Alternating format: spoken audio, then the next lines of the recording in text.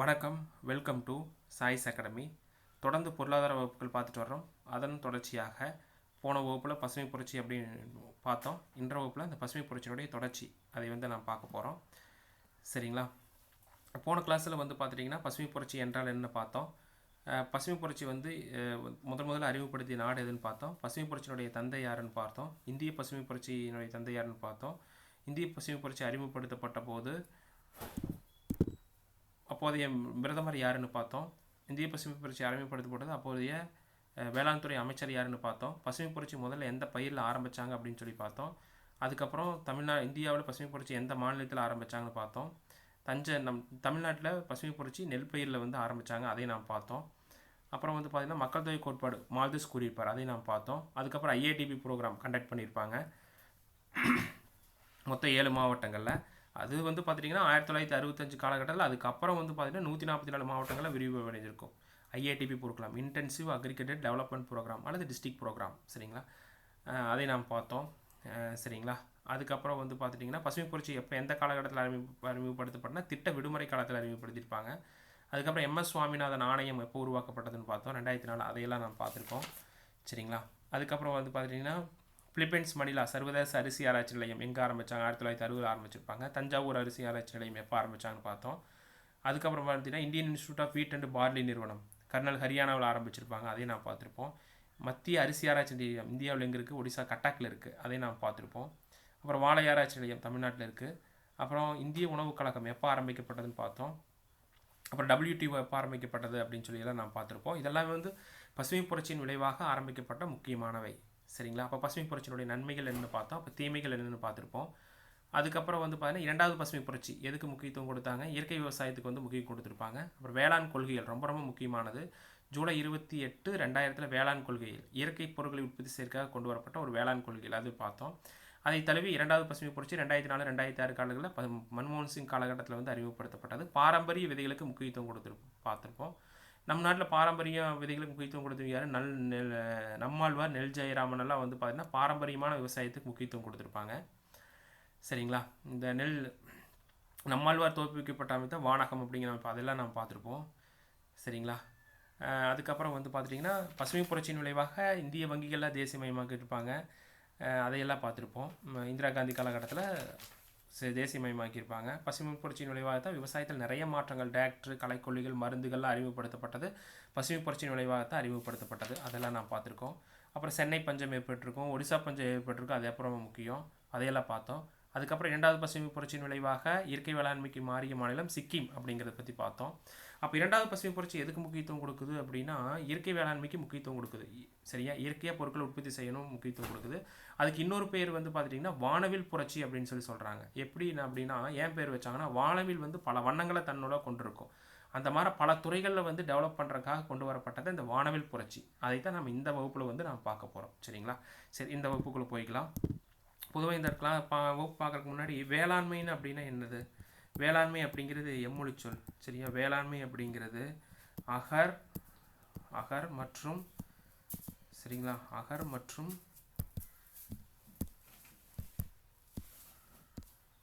அப்போ வேளாண்மை அப்படிங்கிறது என்ன? அகர் மற்றும் சரிங்களா, அகர் மற்றும் கல்சரா அப்படிங்கிற 2 லத்தீன் சொல்லிருந்து பெறப்பட்டதா வேளாண்மை. சரிங்களா? அப்போ வேளாண்மை அப்படிங்கிறது அகர் மற்றும் கல்சரா என்ற 2 லத்தீன் சொல்லிருந்து பெறப்பட்டதா என்ன சொல்கிறோம், வேளாண்மை அப்படின்னு சொல்கிறோம். அகர் மற்றும் கல்சரா. இந்த வேளாண்மை அப்படிங்கிறதுக்கு என்ன பொருள்? நிலம் வளர்த்தல், இந்த ஆடு மாடு கோழி இதெல்லாம் வளர்க்குறத நம்ம என்ன சொல்கிறோம், வேளாண்மை அப்படின்னு சொல்கிறோம். சரிங்களா? சரி, வாங்க இந்த டாப்பிக்குள்ளே போய்க்கலாம். ஃபஸ்ட்டு பார்த்துட்டிங்கன்னா பசுமை புரட்சி அதை நான் பார்த்தோம். இரண்டாவது பசுமை புரட்சி வானவில் புரட்சி அப்படின்னு சொல்கிறோம். இயற்கை விவசாயத்துக்கு முக்கியத்துவம் கொடுத்தாங்க அப்படின்னு சொல்கிறோம். சரிங்களா? அதில் பார்த்துட்டிங்கன்னா ஃபஸ்ட்டு அதே மாதிரி இந்த வேளாண் யூனிவர்சிட்டிகள்லாம் தோற்றுவிச்சாங்க. இந்த பசுமை புரட்சியின் விளைவாக வேளாண் யூனிவர்சிட்டிங்க. அதுக்கப்புறம் பார்த்துட்டிங்கன்னா வேளாண் ஆராய்ச்சி கழகம் தோற்றுவிக்கப்பட்டது, ICAR தோற்றுவிக்கப்பட்டது. சரிங்களா? அப்புறம் கிருஷி விஞ்ஞான் கேந்திரா அப்படின்னு சொல்லுவோம். வேளாண் பொருட்கள் எல்லாம் மக்கள்கிட்ட கொண்டு போய் சேர்க்குறத கிருஷி விஞ்ஞான் கேந்திரா. இது பாண்டிச்சேரியில் முதல்ல தோற்றுவிச்சிருப்பாங்க. KVK அப்படின்னு சொல்லுவாங்க. இது 1974 தோற்றுவிக்கப்பட்டது. இதெல்லாமே பசுமை புரட்சியின் விளைவாக பல மாற்றங்கள் நடந்திருக்கும். சரிங்களா? சரி, வானவில் புரட்சி. ஃபஸ்ட்டு கருமி புரட்சி. கருமி புரட்சி அப்படின்னா என்னதுன்னா பெட்ரோலியம். சரிங்களா? பெட்ரோலியம். கருமை புரட்சி அப்படிங்கிறது புரட்சிகள் வந்து ஃபஸ்ட்டு வந்து பார்த்திங்கன்னா கருமை புரட்சி, பெட்ரோலியம். சரிங்களா, கருமை புரட்சினா பெட்ரோலியம் சார்ந்த வளர்ச்சிக்கு முக்கியத்துவம் கொடுக்கறது தான் வந்து கருமை புரட்சி. சரிங்களா, அடுத்து வந்து பார்த்தீங்கன்னா நீலப்புரட்சி. நீலப்புரட்சினா அவருடைய தந்தை யார்? அருண்கிருஷ்ணன். மீன் உற்பத்தி. சரியா, கடல் சார்ந்த வேலை வாய்ப்புகள்லாம் நிறைய இருக்கும் இல்லைங்களா, படகு தொழில், மீன்பிடி தொழில், அதைகளுக்கெல்லாம் ரொம்ப முக்கியம். அதெல்லாம் வந்து பொருளாதாரத்தில் ரொம்ப முக்கியமான ஒரு துறைகள்ங்க. சரிங்களா, அதை உற்பத்தி கொடுக்கறது மீன் உற்பத்தி. 1973 டு 1972 அறிமுகப்படுத்தப்பட்ட வருடம் நீலப்புரட்சி. அடுத்தது வந்து பார்த்துட்டிங்கன்னா அரக்கு பழுப்பு புரட்சி அப்படிங்கிறது ஹர்லால் சௌத்ரி, தோல் கோகோ உற்பத்தி. சரிங்களா, அடுத்தது தங்க இலை புரட்சி. பொதுவாக தங்க இலை பயிர்னா நம்ம சணல்ஸ் தான் சொல்லுவோம். 1990ஆம் ஆண்டு இந்த தயாரிப்பு சணல் உற்பத்தி முக்கியத்துவம் கொடுக்குது தங்க இலை பயிற்சிக்கு. வருடம் வந்து 1990. தங்க புரட்சி நிர்பக். அதனுடைய தந்தை யார்? நிர்பக். தோட்டக்கலை மற்றும் தேன் உற்பத்தி. தோட்டம் சார்ந்த வளர்ச்சிக்கு முக்கியத்துவம் கொடுக்குறது தங்க புரட்சி, நிர்பக். 1991 டு 2003. பசுமை புரட்சி நாம் ஏற்கனவே பார்த்தோம், MS சுவாமிநாதன், விவசாயம். அது எப்போ அறிமுகப்படுத்தப்பட்டது? 1967. எப்போ? திட்ட விடுமுறை காலத்தில் அறிமுகப்படுத்தினாங்க. அடுத்து சாம்பல் புரட்சி. ஃபார் யார் இல்லை, உரம் உற்பத்தி. 1960 டு 70. சரிங்களா, நீங்கள் வந்து இயர் வந்து நம்ம இப்போ இயர் வந்து பார்த்துட்டிங்கன்னா ஒரு புரிதலாக ஞாபகம் வச்சுக்கோங்க. இந்த அறிமுகப்படுத்தினவைகள்லாம் ரொம்ப முக்கியம். என்னென்ன துறைகள் எது எதுக்கு அப்படிங்கிறது முக்கியம். சரிங்களா, சாம்பல் புரட்சி, உரம் உற்பத்தி 1960 டு 1970. பிங்க் புரட்சி துர்கேஷ் பட்டேல். வெங்காயம், இறால் உற்பத்தி. இறால் உற்பத்திக்கு முக்கியத்துவம் கொடுக்குது. 1970 அறிமுகப்படுத்தப்பட்ட வருடம் 1970. சிவப்பு புரட்சி. அதனுடைய தந்தை யார்? விஷால் திவாரி. கறி, தக்காளி உற்பத்திக்கு முக்கியத்துவம் கொடுக்குது. 1900 அறிமுகப்படுத்தப்பட்ட வருடம் 1980. சுற்று வட்ட புரட்சி அப்படின்னா உருளை உற்பத்தி. சரிங்களா, நான் பார்த்துருக்கோம் பசுமை புரட்சி வந்து உருளைக்கிழங்கு உற்பத்திலையும் மிகப்பெரிய வெற்றி கண்டிருக்கு. சரிங்களா, 1965 டு 2005. சரிங்களா, அடுத்து வெள்ளி இலை புரட்சி. வெள்ளி இலை புரட்சின்னு என்னது? பருத்தி உற்பத்தி. சரியா, பருத்தி தானே நம்ம வெள்ளை தங்கம் அப்படின்னு சொல்லி சொல்கிறோம். பருத்தி தான் நம்ம என்ன சொல்கிறோம்? வெள்ளை தங்கம் அப்படின்னு சொல்லி சொல்கிறோம். சரிங்களா, பருத்தி உற்பத்தி 2000 அறிமுகப்படுத்தப்பட்ட வருடம் 2000. வெள்ளி புரட்சி இது வந்து 1978 வந்து அறிமுகப்படுத்தப்பட்டது. இந்திரா காந்தி அவர்கள் முட்டை மற்றும் கோழி சார்ந்த உற்பத்தி வளர்ச்சிக்காக முக்கியத்துவம் இந்திரா காந்தியால் கொடுக்கப்பட்டு அப்போ அறிமுகப்படுத்தப்பட்டது முட்டை கோழி பண்ணை. சரிங்களா, அடுத்தது வெண்மை புரட்சி. வெண்மை புரட்சின்னு என்னதுங்க? பால் உற்பத்தி. சரிங்களா,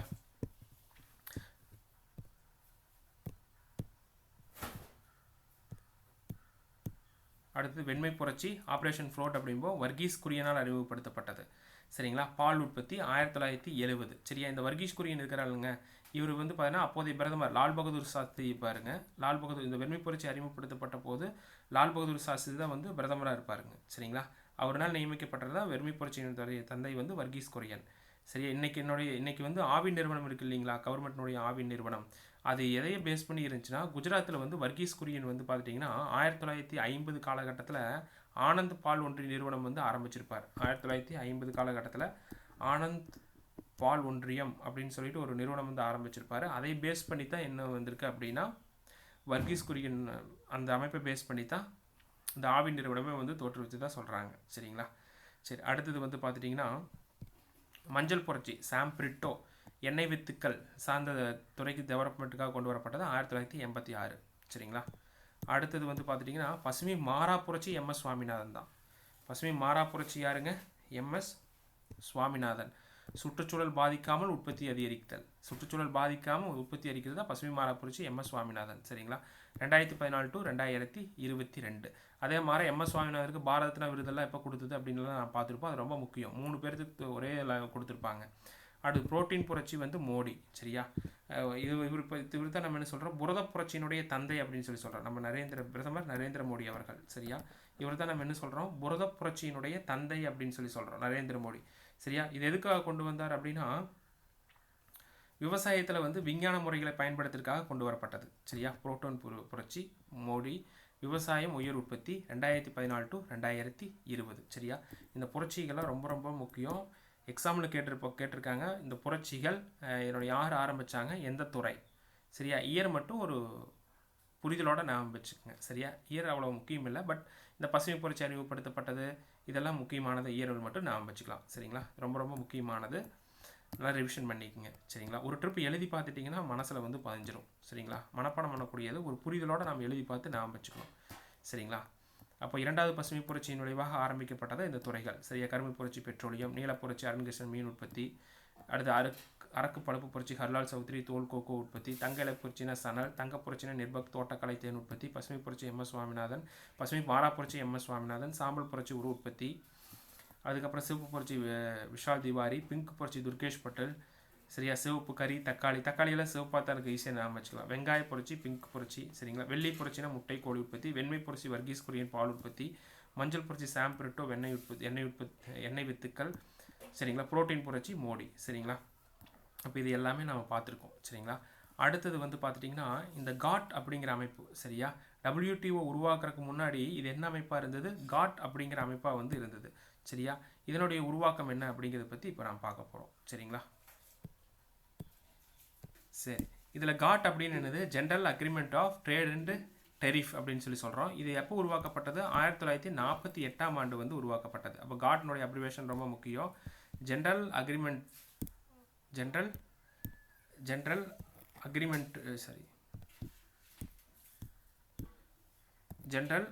ஆஃப் ட்ரேட் அண்ட் டெரிஃப் 1948ஆம் ஆண்டு உருவாக்கப்பட்டது சரியா. இதுக்கு தமிழ் என்ன அப்படின்னா சுங்கவரிகள் மற்றும் வர்த்தகத்திற்கான பொது ஒப்பந்தம். சுங்கவரிகள் மற்றும் வர்த்தகத்திற்கான பொது ஒப்பந்தம் அப்படிங்கிறத காட். இது எதுக்காக உருவாக்கப்பட்டது அப்படின்னா உலகளாவிய வர்த்தக தடைகளை நீக்கிறதுக்காகவும் சுங்கவரிகளை குறைச்சி, சுங்கவரின்னா என்னது, ஏற்றுமதி இறக்குமதி வரி சரியா. சுங்கவரியை குறைச்சி சர்வதேச வர்த்தகத்தில் வந்து தாராளமயமாக்குது சரியா. இப்போ தாராளமயமாக்குதல் அதுக்கு வந்து கொண்டு வரப்பட்டது. அப்போது உலகளாவிய வர்த்தக தடைகளை நீக்கிறது, வர்த்தகம் சந்தமான ஒரு நாட்டுகளுக்கு இடையே வர்த்தகம் நடக்க முடியும் இல்லைங்களா, அந்த வர்த்தக தடை நீக்கிறது, சுங்க வரிகளை குறைக்கிறது, சர்வதேச வர்த்தகத்தை வந்து உலகளவில் கொண்டு சேர்றது சரிங்களா. இந்தியாவில் வந்து பார்த்துட்டிங்கன்னா LPG கான்செப்ட் அறிமுகப்படுத்தப்படுறதுக்கு முக்கிய பங்கு வந்து பார்த்துட்டிங்கன்னா இந்த காட் அப்படிங்கிற அமைப்புக்கு வந்து இருக்குதாமாங்க சரிங்களா. அடுத்தது வந்து பார்த்துட்டிங்கன்னா உங்களுக்கு தெரியும் 1939 to 45 அந்த காலகட்டம் சரியா. 1939 to 1945 காலகட்டத்தில் வந்து பார்த்துட்டிங்கன்னா இரண்டாம் உலகப் போர் வந்து நடந்திருக்கும். அந்த காலகட்டத்தில் வந்து பொருளாதாரம் வந்து ரொம்ப கீழே போயிருக்கும் சரிங்களா. அந்த காலகட்டத்திலெல்லாம் வந்து மீட்டெடுக்கிறதுக்காக உருவாக்கப்பட்டது இந்த காட் அமைப்பு. வர்த்தக பாகுபாடை நீக்கி நிலையான திறந்த சந்தையை ஏற்படுத்துறது தான் இதனுடைய நோக்கம். வர்த்தக பாகுபாடுகளை நீக்கி நிலையான திறந்த சந்தையை ஏற்படுத்துறது தான் வந்து இதனுடைய நோக்கம் சரிங்களா. பொருளாதார மீட்சியை டெவலப் பண்ணுறதுக்காக கொண்டு வரப்பட்டது தான் இந்த காட் அமைப்பு சரிங்களா. அடுத்தது general agreement for trade and டெரிஃப் 1947 உருவாக்கப்பட்டது. இங்கே பார்த்துக்குங்க. 1947 1943 சரிங்களா. ஒரு நிமிஷம். 1943 23 நாடுகள் காட் ஒப்பந்தத்தில் 23 நாடுகள் கையெழுத்திட்டன. காட் ஒப்பந்தத்தில் 1948 23 நாடுகள் கையெழுத்திட்டன. காட்டின் நிறுவன உறுப்பினர் நாடுகளில் இந்தியாவும் ஒன்று சரியா. காட்டின் நிறுவன உறுப்பினர் இந்தியாவும் ஒன்று. அதன் இயக்குனர் ஜெனரல் யாருன்னா ஆர்தர் டங்கல் சரியா. அதன் இயக்குனர் ஜெனரல் யார், ஆர்தர் டங்கல். காட்டில் வந்து உருவாகும் போது சரிங்களா. அதன் இயக்குனர் யாருன்னா ஆர்தர் டங்கல். கொண்டு வந்த இறுதி சட்ட ஒப்பந்த வரைவு டங்கல் வரைவு என அழைக்கப்படுகிறது.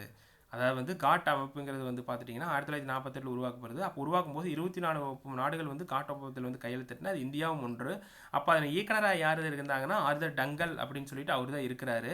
டங்கல் கொண்டு வந்த இறுதி சட்ட ஒப்பந்த வரைவு டங்கல் வரைவு அப்படின்னு சொல்லி அறிமுகப்படுத்தப்பட்டது. அவர் கொண்டு வந்தது அவர் பேர்லேயே சொல்லி அழைச்சிருக்காங்க. காட்டின் முக்கிய நோக்கம் அர்த்தமுள்ள விதிமுறைகளை சர்வதேச வர்க்கத்தை அதிகரித்து சர்வதேச வர்த்தகத்தை வந்து அதிகரிக்கிறது சரிங்களா. இதை வந்து டங்கல் வரைவினுடைய முக்கிய நோக்கம் அப்படின்னு சொல்லி கொடுத்துருக்காங்க சரிங்களா. அப்போ காட் எப்படி உருவாச்சு அப்படின்னு சொல்லி நாம் பார்த்தோம் சரிங்களா.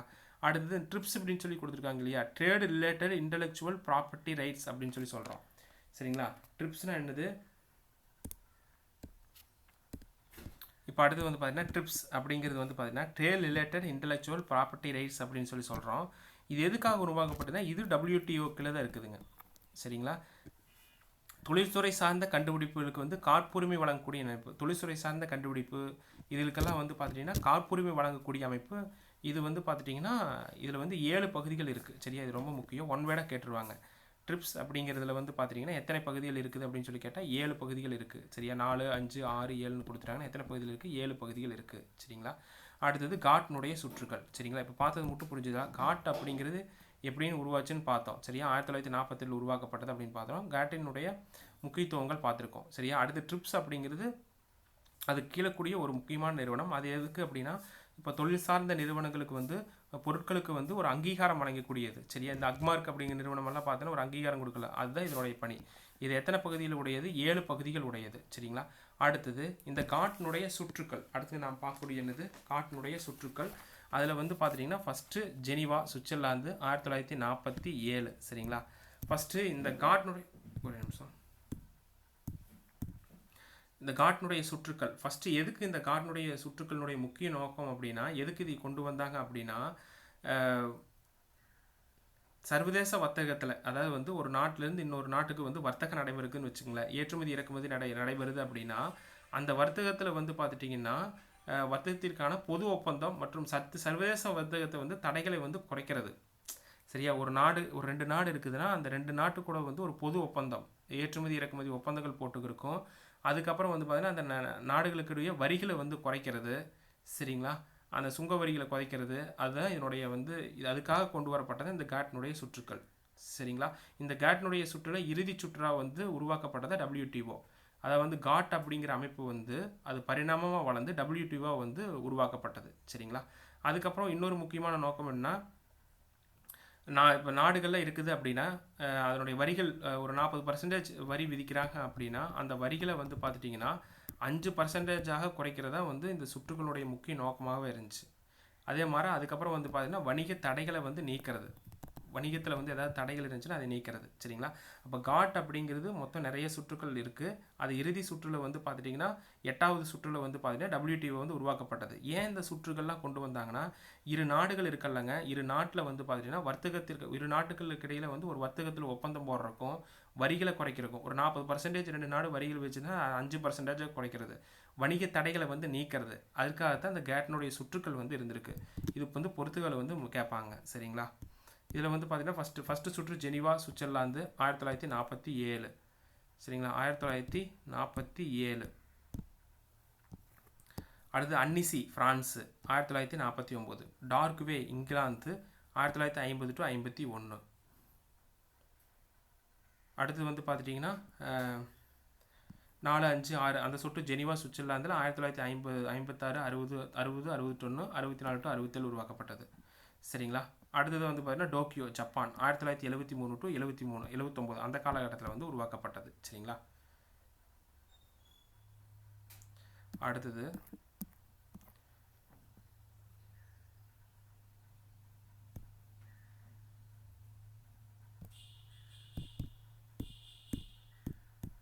ஆயிரத்தி தொள்ளாயிரத்தி 86 to 1994 வந்து பார்த்திங்கன்னா இறுதி சுற்று பாண்டா சுற்று அப்படின்னு சொல்லி சொல்லுவோம். அதைத்தான் வந்து இறுதி சுற்று, இது வந்து உருகுவே சுற்று என அழைக்கப்படுகிறது சரிங்களா. இது அதுக்கப்புறம் வந்து பார்த்திங்கன்னா 1994 ஏப்ரல் மாதம் உலக வர்த்தக அமைப்பை அமைப்பதற்காக GATT உறுப்பு நாடுகள் உருகுவே சுற்றின் போது இறுதி ஒப்பந்தத்தில் கையெழுத்திட்டன. இந்த உருகுவே சுற்று இருக்கு இல்லைங்களா, கடைசி சுற்று 8வது சுற்று, அந்த இறுதி சுற்றில் தான் வந்து பார்த்துட்டிங்கன்னா உலக நாடுகள் வந்து பார்த்துட்டிங்கன்னா GATT அமைப்பு உருவாக்குறதுக்கு வந்து கையெழுத்திட்டன. 104 உறுப்பு நாடுகள் வந்து கையெழுத்திட்டன. ஜனவரி 1, 1995 WTO வந்து வேர்ல்ட் ட்ரேட் ஆர்கனைசேஷன் வந்து உருவாக்கப்பட்டது சரிங்களா. இப்போ புரிஞ்சுதுங்களா. அதாவது வந்து பார்த்துட்டிங்கன்னா இந்த சுற்றுக்கள் எதுக்கு கொண்டு வரப்பட்டாங்க அப்படின்னா 2 நாடுகளுக்கு இடையே வந்து வர்த்தக தடைகளை போக்குறதுக்காகவும் சுங்க வரிகளை குறைக்கிறதுக்காகவும் கொண்டு வரப்பட்டது. அதே மாதிரி நாடுகள் வந்து தங்களுக்கிடையே வந்து பார்த்தீங்கன்னா 40% வரி விதிச்சாங்கன்னா அது 5% குறைக்கிறதுக்காக இந்த வரிகள் வந்து இந்த சுற்றுக்கள் வந்து கொண்டு வந்தாங்க. அப்புறம் வணிக தடைகளை நீக்கிறதுக்காகவும் சரிங்களா. அதுக்கப்புறம் வந்து பார்த்துட்டிங்கன்னா இந்த 2 நாடுகளுக்கு இடையே வந்து ஏதாவது வர்த்தக பிரச்சனை இருந்துச்சுன்னா அதை நீக்கிறதுக்காக கொண்டு வரப்பட்டதாக என்னதுங்க இந்த சுற்றுக்கள். இந்த சுற்றுக்களின் முடிவில் வந்து 8வது சுற்றில் தான் வந்து பார்த்துட்டிங்கன்னா என்னது WTO வந்து உருவாக்கப்பட்டது. எப்போ 1994. 8வது சுற்று என்ன சொல்வது இறுதி சுற்று பாண்டா, அதாவது வந்து பார்த்திங்கன்னா பாண்டா சுற்று அப்படின்னு சொல்லி சொல்லுவோம். இதனை உருகுவே சுற்று எனவும் அழைக்கப்படுகிறது சரிங்களா. 1994 ஏப்ரல் மாதம் உலக வர்த்தக அமைப்பிற்கு GATT உறுப்பு நாடுகள் உருகுவே சுற்றின் போது இறுதி ஒப்பந்தத்தில் கையெழுத்திட்டன. 104 உறுப்பு நாடுகள் கையெழுத்திருக்காங்க.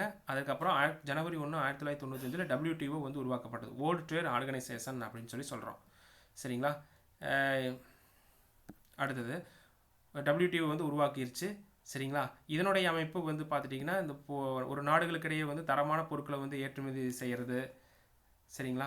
அதுக்கப்புறம் பார்த்தீங்கன்னா சர்வதேச வர்த்தக விதிகளை வந்து நிர்வகிக்கிறது, சரியா, இதையெல்லாம் வந்து WTO வந்து பார்த்துட்ருக்குது, சரிங்களா. இது கூட சேர்த்து இந்த மாதிரி விஷயங்களை எல்லாம் வந்து பார்த்தீங்கன்னா வேர்ல்ட் ட்ரேட் ஆர்கனைசேஷன் வந்து பார்த்துட்ருக்குது, சரிங்களா. இதனுடைய ஃபஸ்ட்டு மாநாடு எங்கே நடந்துச்சு அப்படின்னா சிங்கப்பூர் நடந்துச்சு. 1996 வந்து நடைபெற்றுச்சு. இது ரொம்ப முக்கியம். வேர்ல்ட் ட்ரேட் ஆர்கனைசேஷனுடைய ஃபஸ்ட்டு மாநாடு சிங்கப்பூரில் 1996 வந்து நடைபெற்றுச்சு. 11வது அமைச்சர்கள் மாநாட்டை 2020ஆம் ஆண்டில் கஜகஸ்தானில் கூட்டப்பட்டது. 11வது அமைச்சர் மாநாடு 2020 வந்து கஜகஸ்தானில் கூட்டப்பட்டது. வருஷத்துக்கு வந்து ஒரு வருஷத்தில் வந்து 2 வருஷத்துக்கு ஒருக்கா மாநாடு நடக்கும். 12வது மாநாடு வந்து பார்த்தீங்கன்னா ஜெனீவா சுவிட்சர்லாந்தில் 2020 வந்து கூட்டப்பட்டது, சரியா. இப்போ ஃபஸ்ட்டு மாநாடு எப்போ சிங்கப்பூர் 1996 கூட்டப்பட்டது. 11வது அமைச்சர் மாநாடு 2020ஆம் ஆண்டு கஜகஸ்தானில் கூட்டப்பட்டது.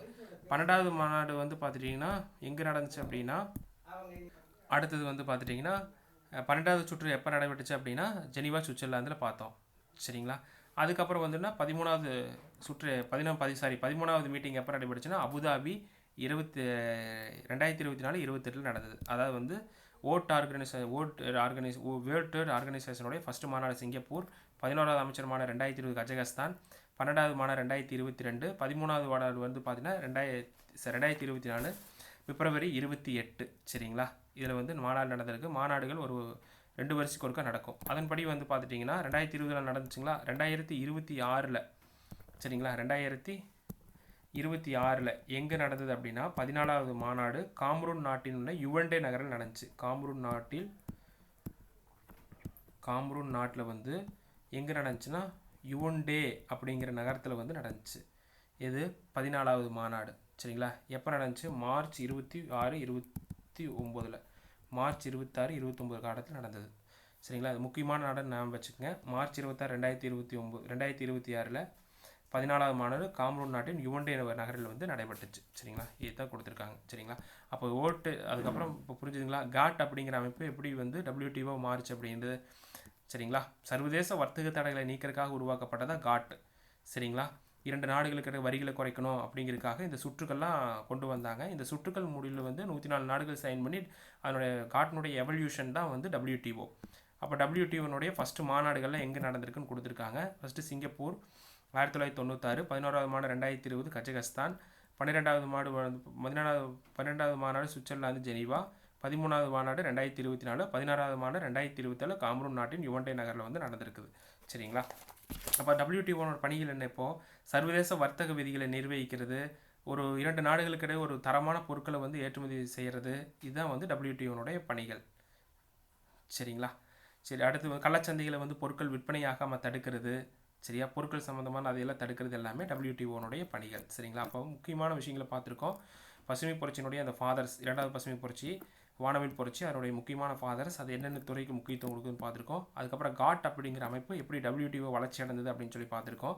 அதனுடைய சுற்றுக்கள் வந்து நாம் பார்த்துருக்கோம். இது ரொம்ப முக்கியம். இது பொறுத்துகளில் கேட்பாங்க, சரியா. பொறுத்துகள் வந்து ரொம்ப ரொம்ப ரொம்ப ரொம்ப முக்கியமானது, சரியா. சரி, அடுத்தது வந்து பார்த்துட்டிங்கன்னா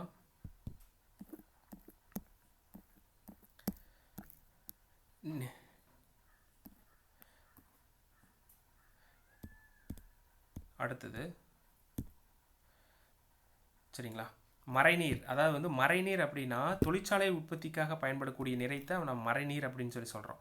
இது ஸ்கூல் புக்கில் இருக்குது. மறைநீர் அப்படிங்கிறது தொழிற்சாலை உற்பத்திக்காக பயன்படக்கூடிய நீர் தான் மறைநீர் அப்படின்னு சொல்லி சொல்கிறோம். 1990ஆம் ஆண்டு டோனி ஆலன் என்பவரால் அறிமுகப்படுத்தப்பட்டது. விவசாயம், தொழிற்சாலை உற்பத்தியின் போது நுகரப்படும் நீர், அதை வந்து பயன்படுத்தக்கூடிய நீர், அதைத்தான் வந்து மறைநீர் அப்படின்னு சொல்லி சொல்கிறோம். இது ஒரு கொஸ்டினாக கேட்கலாம், சரிங்களா. அடுத்தது நீர்ப்பாசனம். இந்த சொட்டு நீர்ப்பாசனம் எல்லாம் நம்ம பயன்படுத்தணும் இல்லைங்களா, அது எங்கே ஃபஸ்ட்டு அறிமுகப்படுத்துனாங்கன்னா இஸ்ரேல் நாட்டில். இது தெரிஞ்சுக்கிறதுக்காக, சரிங்களா. சொட்டு நீர்ப்பாசன முறை எங்கே அறிமுகப்படுத்தப்பட்டது? இஸ்ரேல் நாட்டில், சரிங்களா. அடுத்தது வந்து பார்த்துட்டிங்கன்னா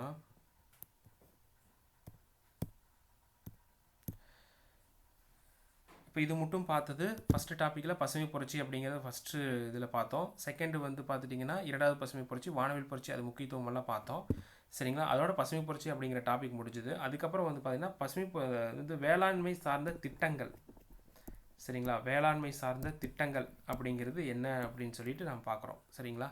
பொதுவாக உங்களுக்கு தெரியும் திட்டங்கள் அப்படிங்கிறது ரொம்ப ரொம்ப முக்கியமானது, சரியா. திட்டங்கள் அப்படிங்கிறது ரொம்ப ரொம்ப முக்கியமானது. ஃபஸ்ட்டு ப்ரிலிமினரி ஓரியன்டாக வந்து பார்த்திங்கன்னா திட்டங்கள், அதனுடைய பயன்கள், அந்த திட்டம் எப்போ அறிமுகப்படுத்தினாங்க, அதனுடைய பயன்கள் என்ன அப்படின்னு சொல்லி நம்ம தெரிஞ்சுக்கணும். மெயின்ஸ் ஓரியன்டாக வந்து பார்த்துட்டிங்கன்னா அந்த திட்டங்கள் கொடுத்துட்டாங்கன்னா அதை பற்றி விரிவாக நம்ம எழுத தெரியணும். சரிங்களா? திட்டங்கள் ரொம்ப முக்கியம். திட்டங்களை நம்ம எங்கே படிக்கலாம் அப்படின்னா, திட்டங்கள் வந்து பார்த்துட்டிங்கன்னா ஃபஸ்ட்டு வந்து பார்த்துட்டிங்கன்னா திட்டங்கள் அப்படிங்கிற மேகசின் வந்து வருதுங்க. சரிங்களா? இப்போ கவர்மெண்ட் லைப்ரரியிலாம் வந்து பார்த்துட்டிங்கன்னா திட்டம் அப்படிங்கிற மேகசின் வந்து வருது. அதுலேருந்து திட்டங்களை வந்து படிக்கலாம். அதுக்கப்புறம் வந்து பார்த்தீங்கன்னா கவர்மெண்ட் வந்து பார்த்திங்கன்னா தமிழரசு அப்படிங்கிற ஒரு மேகசின் வருது. தமிழரசு அப்படின்னு சொல்லிட்டு ஒரு மந்த்லி மேகசின் விடுறாங்க. அது மூலமாக படிக்கலாம். அதுக்கப்புறம் வந்து news paper reading. Daily news paper read பண்ணிங்க அப்படின்னா டெய்லி ஒரு திட்டங்கள் நம்ம எப்படி இருந்தாலும் படிச்சிருவோம். அது மூலிமா நம்ம எடுத்துக்கலாம். சரியா? அதை பேஸ் பண்ணி தான் நம்ம திட்டங்களும் கொடுக்குறோம். சரிங்களா? திட்டங்களை வந்து ரொம்ப முக்கியமானது. சரிங்களா? ஃபஸ்ட்டு நம்ம பார்க்குறோம். ஃபஸ்ட்டு திட்டங்கள், விவசாயம் சார்ந்த திட்டங்கள். சரியா? நீ ஒவ்வொன்றும் அப்படியே பார்த்துட்டு வரும். அடுத்த டாபிக் வந்து இண்டஸ்ட்ரியல் குரோத் பார்க்குறோம் அப்படின்னா தொழிற்சாலை வளர்ச்சி, தொழில் வளர்ச்சி அப்படிங்கிற டாபிக் போனால் தொழிற்சாலை சார்ந்த திட்டங்கள் பார்க்க போகிறோம். இப்படி வந்து திட்டங்களை வந்து நம்ம பிரித்து படிச்சுக்கணும். வேளாண்மைனா வேளாண்மை சார்ந்த திட்டங்கள், அதுக்கப்புறம் தொழிற்சாலைனா தொழிற்சாலை சட்ட திட்டங்கள், எஜுகேஷன்னா எஜுகேஷன் சார்ந்த திட்டங்கள், சரியா? மெடிக்கல்னா மெடிக்கல் சார்ந்த திட்டங்கள். இப்படி பிரித்து படிச்சிட்டோம் அப்படின்னா ரொம்ப ஈஸியாக இருக்கும். ஒட்டுமொத்தமாக நம்ம படித்தோம் அப்படின்னா மனசில் பதியாது, புரிதல் ஏற்படாது. சரிங்களா? அது ஃபஸ்ட்டு வந்து பார்த்துட்டிங்கன்னா பிரதான் மந்திரி கிருஷி சிஞ்சாய் யோஜனா, குறைந்தளவு நீரில் அதிக மகசூல் பெறும் திட்டம். சரியா? பிரதான் மந்திரி கிருஷி சிஞ்சாய் யோஜனா அப்படிங்கிறது குறைந்தளவு நீரில் அதிகளவு மகசூல் பெறும் திட்டம். தண்ணீர் பயன்பாட்டை குறைப்பதற்காக அறிமுகப்படுத்தப்பட்டது எப்போனா ஃபஸ்ட்டு ஜூலை 2015 இத்திட்டத்தை. சரிங்களா? இத்திட்டம் வந்து அறிமுகப்படுத்தப்பட்டது. சரிங்களா? அப்போ பிரதான் மந்திரி கிருஷி சிஞ்சாய் யோஜனா அப்படிங்கிறது ஃபஸ்ட்டு ஜூலை 2015 கொண்டு வரப்பட்டது. குறைந்த அளவு நீரில் அதிக பயன்பாடு கொண்டு வரக்கூடிய ஒரு திட்டம். சரிங்களா? ரொம்ப முக்கியமானது. அடுத்து வந்து பயிர் காப்பீட்டு திட்டம்.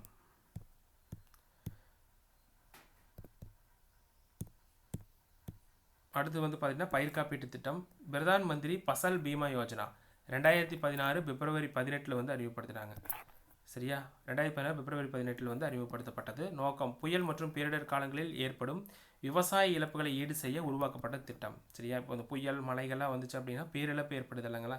அந்த பேரிழப்புக்காக சரி செய்வதற்காக கொண்டு வரப்பட்டது தான் பயிர் காப்பீட்டு திட்டம். பிரதான் மந்திரி பசல் பீமா யோஜனா 2016 பிப்ரவரி 18 நிறைய எக்ஸாம்பிள் கேட்டிருக்காங்க. அடுத்தது பிரதான் மந்திரி கிசான் சம்நிதி யோஜனா. பிரதான் மந்திரி கிசான் சம்நிதி யோஜனா விவசாயிகளுக்கு 6,000 வழங்கும் திட்டம். முதல்ல 6,000 கொடுத்துட்டு இருந்தாங்க, இப்போ 8,000 ரூபாய் கொடுக்குறாங்க வருடத்திற்கு. அறிவிப்பு வருடம் வந்து 2019 பிப்ரவரி 1. சரிங்களா? இது 3 ஏக்கர் கீழே இருந்தால் இந்த திட்டம் வந்து இதில் வந்து பயனடையலாம். சரிங்களா? அப்போ 3 திட்டம் பார்த்துருக்கோம். என்ன? பிரதான் மந்திரி கிருஷி சிஞ்சாய் யோஜனா அப்படிங்கிறது 2015 ஜூலை 1 அறிமுகப்படுத்தினாங்க. குறைந்தளவு நீரில் அதிக மகசூல் தரும் திட்டம். தண்ணீர் பயன்பாட்டை குறைக்கிறதுக்காக கொண்டு வரப்பட்டது. பயிர் காப்பீட்டு திட்டம் பிரதான் மந்திரி பசல் பீமா யோஜனா 2016 பிப்ரவரி 18 கொண்டு வரப்பட்டது. புயல் மற்றும் பேரிடர் காலங்களில் ஏற்படும் விவசாய இழப்புகளை ஈடு செய்ய கொண்டு வரப்பட்டது. பிரதான் மந்திரி கிசான் சம்நிதி யோஜனா விவசாயிகளுக்கு 6,000 வழங்கும் திட்டம் 2019 பிப்ரவரி 1 கொண்டு வரப்பட்டது. இது வந்து பார்த்தீங்கன்னா பிரதான் மந்திரி கிசான் மந்தனா யோஜனா. சரிங்களா? இது ஒரு ஓய்வூதிய திட்டம். சரியா? பிரதான் மந்திரி கிசான் மந்தனா திட்டம் அப்படிங்கிறது ஒரு ஓய்வூதிய திட்டம். வயதான விவசாயிகளுக்காக கொண்டு வரப்பட்டது. ஒரு நம்ம 50, 200 அந்த மாதிரியெல்லாம் சேமித்து வச்சோம் அப்படின்னா கடைசியில் வந்து நம்ம ஏஜ் ஒரு 60க்கு மேலே ஆகும்போது நம்மளுக்கு வந்து அந்த பணங்கள் வந்து நம்மளுக்கு கொடுப்பாங்க. சரிங்களா? இது ஒரு ஓய்வூதிய திட்டமாக வந்து கொடுத்துருக்கு. சரிங்களா? இப்போ பிரதான் மந்திரி கிஷான் மந்தனா யோஜனா அப்படிங்கிறது ஒரு ஓய்வூதிய திட்டம். எப்போ அறிமுகப்படுத்துனாங்க? 11 செப்டம்பர் 2019. இப்போ மந்த்லி நம்ம 50, 200 கொடுக்கும்போது அது வந்து நம்ம ரிட்டையர் ஒரு 60-70 வயசுக்கும் போது நம்ம அந்த பணத்தை வந்து சேமிப்பாக நம்மளுக்கு கொடுப்பாங்க. அதுதான் பிரதான் மந்திரி கிசான் மந்தனா யோஜனா அப்படின்னு சொல்லி சொல்கிறது. சரிங்களா? இது ஒரு பென்ஷன் ஸ்கீம். சரிங்களா? இதுக்கப்புறம் யாருக்கு போகும் அப்படின்னா அவங்களுக்கு குடும்பத்தை சார்ந்தவங்களுக்கு இந்த பென்ஷன் போகும். சரிங்களா? அடுத்தது கிசான் கிரெடிட் கார்டு ஸ்கீம். சரியா? 1998 வந்து நிறைய எக்ஸாம்பிள் கேட்டிருக்காங்க. விவசாயிகளுக்காக தொடங்கப்பட்டது. விவசாயிகள் இது வந்து பார்த்திங்கன்னா ஐசிஐசி பேங்க்கு, ஹெச்டிஎஃப்சி பேங்க்கு இதுலையெல்லாம் வந்து பார்த்திங்கன்னா இந்த கிசான் கிரெடிட் ஆர்பிஐ கீழே எந்தெந்த பேங்க் இருக்கோ அதிலெல்லாம் வந்து கிசான் கிரெடிட் கார்டு வந்து வாங்கிக்கலாம். 1998 வந்து அறிமுகப்படுத்தப்பட்டது. நிறைய எக்ஸாம்பிள் கேட்டிருக்காங்க. சரிங்களா? நபார்டு. சரிங்களா? நபார்டு இதெல்லாம் வந்து உருவாக்கப்பட்ட இயர் கொடுத்துருக்குது. நபார்டு 1952. இதெல்லாம் நம்ம ஆர்பிஐலேயே நம்ம பார்த்துருக்கோம். சரிங்களா? நபார்டு, ஸ்டேட் பேங்க்கு, எக்ஸிம் பேங்க்கு, சரிங்களா, ஐசிஐசி பேங்க்கு கிரெடிட் கார்டு வந்து வாங்கிக்கலாம். சரிங்களா? அதே மாதிரி அடுத்தது நபார்ட் பேங்க் உருவான காரணமான கமிட்டி எதுனா சிவராமன் கமிட்டி. சரிங்களா? இப்போது நபார்ட் பேங்க் நம்ம ஏற்கனவே பார்த்துருக்கோம். சரிங்களா? அது உருவாக காரணமான கமிட்டி இது சிவராமன் கமிட்டி. சரியா? பொதுவாக இன்னொரு விஷயம் நாம் வச்சுக்கணும். First NABARD bank. சரிங்களா? நபார்டு அதுக்கு கீழே இருக்கக்கூடியதான் வந்து மாநில கூட்டுறவு வங்கிகள். மாநில கூட்டுறவு வங்கிகள். அதுக்கு கீழே இருக்கிறது தான் வந்து மத்திய கூட்டுறவு வங்கி. அதுக்கு கீழே இருக்கிறது தான் வந்து என்னது தொடக்க வேளாண்மை கூட்டுறவு சங்கம். சரிங்களா, இதுவும் கூட எக்ஸாம்பிள் கேட்டிருக்காங்க. நபார்டுக்கு கீழே இருக்கிறது மாநில கூட்டுறவு வங்கி, அதுக்கு கீழே இருக்கிறது மத்திய கூட்டுறவு வங்கி, அதுக்கு கீழே இருக்கிறது தொடக்க வேளாண்மை கூட்டுறவு சங்கம். இந்த வரிசையை நாம் வச்சுக்கணும். சரிங்களா, அப்போ எல்லாத்துக்கும் ஹெட்டு வந்து நபார்டு. சரிங்களா, பொதுவாக இந்த கிசான் கிரெடிட் கார்டு ஸ்கீம் வந்து பார்த்துட்டிங்கன்னா சிறு குறு விவசாயிகளுக்கு வந்து இது வந்து பயன்படும். எப்போ அறிமுகப்படுத்தினாங்க? 1998. உழவன் செயலி உழவு தொழில் சம்பந்தமான விவசாயம் சம்பந்தமான அனைத்து தகவல்களையும் இதில் பெறறதுக்காக கொண்டு வரப்பட்டது. தமிழ்நாட்டில் எடப்பாடி பழனிசாமி அவர்கள், முன்னாள் முதல்வர் எடப்பாடி பழனிசாமி அவர்கள் கொண்டு வரப்பட்டது ஏப்ரல் 7, 2018. அடுத்தது ஈனாம், நேஷனல் அக்ரிகல்ச்சரல் மார்க்கெட் அப்படின்னு சொல்லுவோம். தேசிய வேளாண் சந்தை, கள்ளச்சந்தையில் பொருட்கள் தடுக்கிறதுக்காக கொண்டு வரப்பட்டது. இந்தியாவில் விவசாய பொருட்களை ஆன்லைன் வர்த்தக தளம், விவசாய பொருட்களை ஆன்லைன் மூலம் வாங்கிக்கலாம். நிறுவப்பட்டது 14 ஏப்ரல் 2016. சரியா, ரேட் முக்கியம். 14 ஏப்ரல் 2016. அடுத்தது பசு கிசான் கடன் அட்டை. இப்போ ஆடு மாடு கோழி வளர்ப்பெல்லாம் இருக்குது இல்லைங்களா, அதுக்கு கொடுக்கக்கூடியது. சரியா, 3000 வந்து தருவாங்க. சரிங்களா, இந்த ஸ்கீமில் வந்து பார்த்துட்டிங்கன்னா 3 லட்சம் மட்டும் நம்ம வந்து மானியமாக வந்து வாங்கிக்கலாம். வழங்கும் திட்டம் 2019ஆம் ஆண்டு வந்து அறிமுகப்படுத்தப்பட்டது. சரிங்களா, பசு கிசான் கடன் அட்டை வழங்கும் திட்டம் 2019ஆம் ஆண்டு கொண்டு வரப்பட்டது. இந்த கடன் அட்டை வைத்திருப்போல் 3 லட்சம் வரை கடன் உதவி வந்து பெறலாம். சரிங்களா, அடுத்து வந்து பார்த்துட்டிங்கன்னா உழவர் சந்தை திட்டம் 1999 நவம்பர் 14 கொண்டு வரப்பட்டது. சரிங்களா, உழவர் சந்தை தமிழ்நாட்டில் வந்து உழவர் சந்தை வந்து கருணாநிதி அவர்களால் தொடங்கப்பட்டது. மதுரையில் 179 உழவர் சந்தைகள் இருக்குது. சரிங்களா, அது எல்லாம் கொடுத்துருக்காங்க. சரிங்களா, இது வந்து நம்ம ஏற்கனவே போன கிளாஸில் பார்த்துருக்கோம். தஞ்சாவூர் நெல் ஆராய்ச்சி நிலையமெல்லாம். சரிங்களா, அடுத்தது விவசாயிகளுக்கு இலவச மின்சாரம் வழங்கும் திட்டமும் முதல் முதல்வர் கருணாநிதி அவர்களால் 1990 வந்து தொடங்கப்பட்டது. விவசாயிகளுக்கு இலவச மின்சாரம் வழங்கும் திட்டம் முன்னாள் முதல்வர் கருணாநிதி அவர்களால் தொடங்கப்பட்டது. சரிங்களா, அப்போ இது மட்டும் நாம் பார்த்தது என்னது? விவசாயம் சார்ந்த திட்டங்கள். அப்போ ஃபஸ்ட்டு பார்த்தா என்ன பார்த்துருக்கோம்? இரண்டாவது பசுமை புரட்சி, வானவில் புரட்சி பார்த்துருக்கோம். அப்படி காட் அப்படிங்கிற அமைப்பு எப்படி வளர்ச்சி அடைந்தது அப்படிங்கிறத பற்றி பார்த்துருக்கோம். அடுத்தது வந்து பார்த்துட்டிங்கன்னா WTO அதோட மாநாடுகள் எங்கேயும் பார்த்துருக்கோம். அப்புறம் வேளாண் சார்ந்த திட்டங்கள் ரொம்ப முக்கியமானது பார்த்துருக்கோம். சரிங்களா, அடுத்தது வந்து பார்த்துட்டிங்கன்னா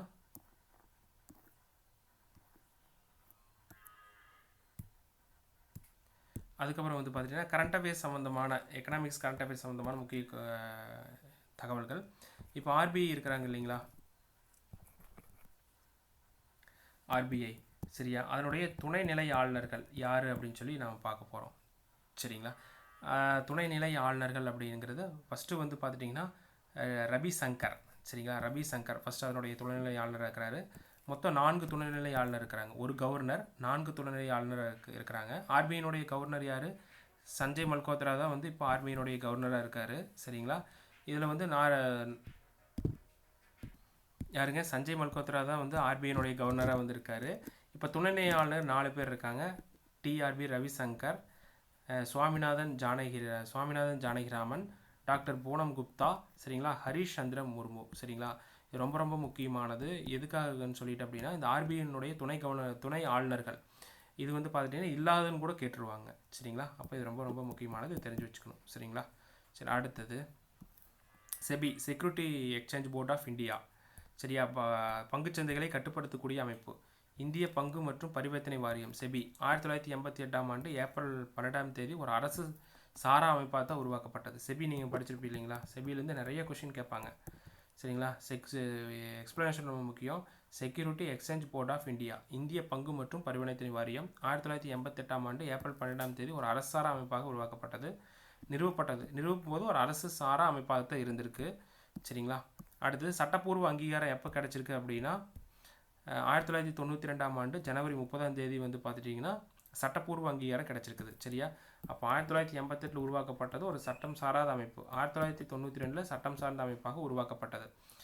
எப்போனா ஜனவரி 30ஆம் தேதி. இந்திய பத்திரங்கள் மற்றும் பரிவர்த்தனை வாரியத்தின் செபி இதனுடைய முதல் தலைவர் டாவே. நிறைய எக்ஸாம்பிளுக்கு சரியா, இது ரொம்ப முக்கியமானது, எக்ஸாம்பிள் கேட்டிருக்காங்க. செபியினுடைய ஃபஸ்ட்டு தலைவர், அதாவது வந்து 1988 அரசார அமைப்பாக உருவாக்கும் போது ஃபஸ்ட்டு தலைவர் டாவே, SA டாவே. இவர் ஏப்ரல் 12, 1988 முதல் ஆகஸ்ட் 23, 1990 வரை பணியாற்றினார். எனினும் செபி 1992 சட்டப்பூர்வ அதிகாரங்களை பெற்ற பிறகு அதன் முதல் தலைவர் யாருன்னா, சரியா, சட்டப்பூர்வ அந்தஸ்துக்கு அப்புறம் ஃபஸ்ட்டு தலைவர் யார் அப்படின்னா ராமகிருஷ்ணன். சரிங்களா, யார்? ராமகிருஷ்ணன். ராமகிருஷ்ணன். சரியா? அப்போ 1988 உருவாக்கும் போது 1988 வந்து உருவாக்கும் போது வந்து பார்த்துட்டிங்கன்னா ஃபஸ்ட்டு தலைவர் யார்? டாவே. சட்டப்பூர்வ அந்தஸ்துக்கு பின் ஃபஸ்ட்டு தலைவர் யாருன்னா ராமகிருஷ்ணன். சரி, 1992 94 மட்டும் இருந்திருக்காரு. சரிங்களா? அதுக்கப்புறம் பார்த்தீங்கன்னா தற்போதைய நிலவரப்படி மார்ச் 2026 மாதவி பூரி புச் 3 ஆண்டு கால பதவி காலத்தை முடிவடைந்து அவருக்கு பின் இப்போ யார் இருக்கா அப்படின்னா செபியினுடைய தலைவராக யார் இருக்காங்கன்னா துகின்காந்த் பாண்டே செபியினுடைய புதிய தலைவராக இருக்கிறார். சரிங்களா? அப்போ இதுக்கு முன்னாடி யார் இருந்தாங்க? மாதவி பூரி புச் அப்படிங்கிறது வந்து இருந்தாங்க. இப்போ 2026 வந்து செபியினுடைய தலைவர் யார்? துகின்காந்த பாண்டே. சரிங்களா? ரொம்ப முக்கியமானது.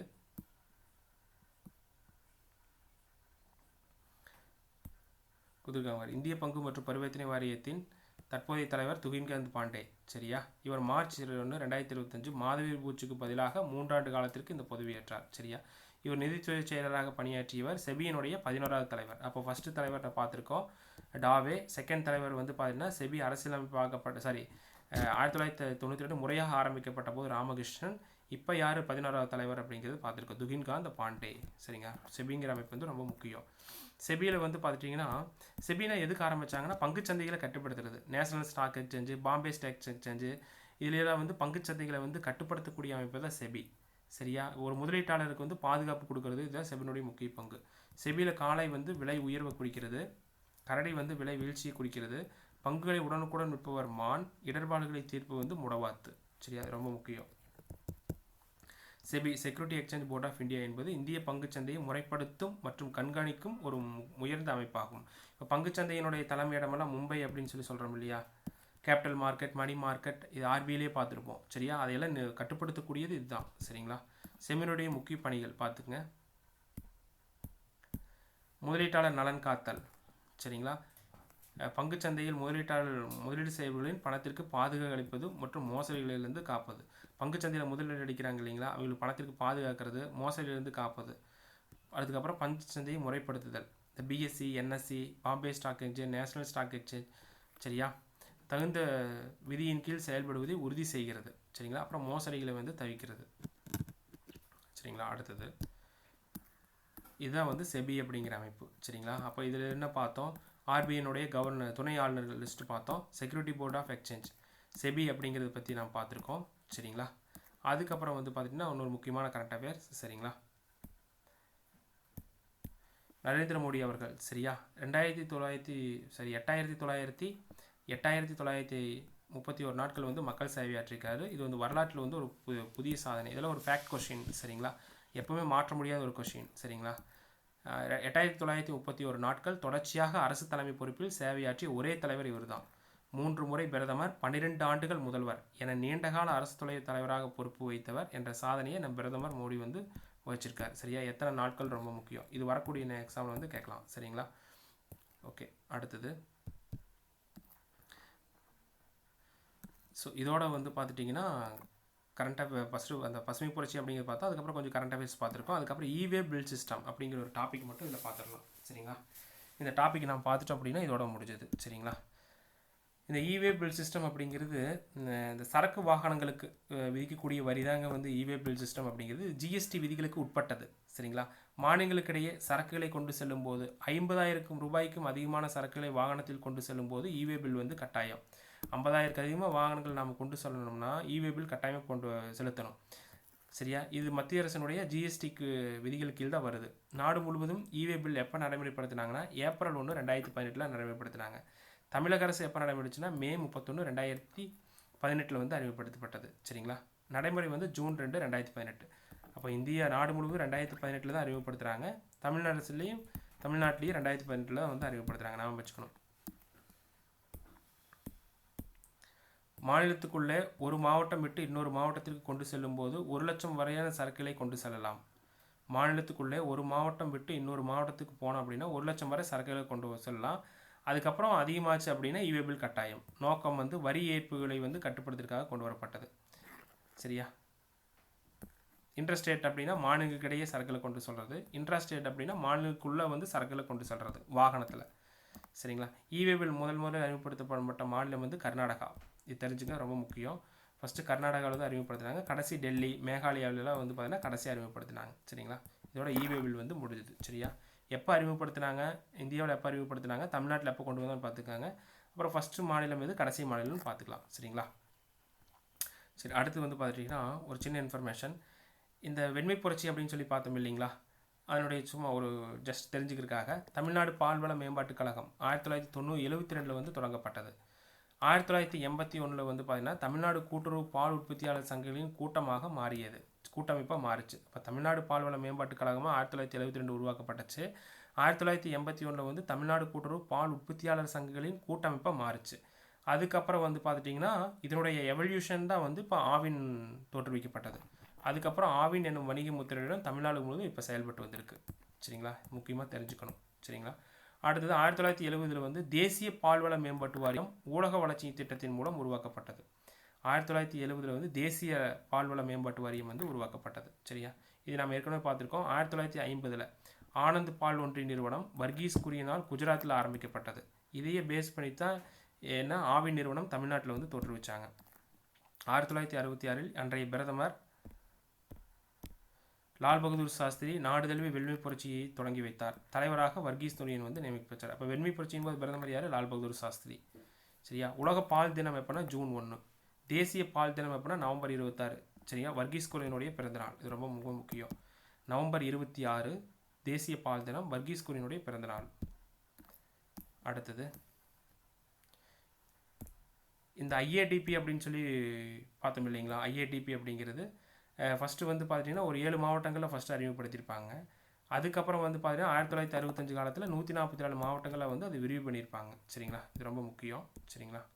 அடுத்தது வந்து பார்த்துட்டிங்கன்னா போன ஃபஸ்ட்டு கிளாஸில் அந்த பசுமை புரட்சி அப்படிங்கிற ஃபஸ்ட்டு வகுப்பில் வந்து பார்த்திங்கன்னா அத்தியாவசிய பொருட்கள் சட்டம்னு சொல்லியிருப்போம்.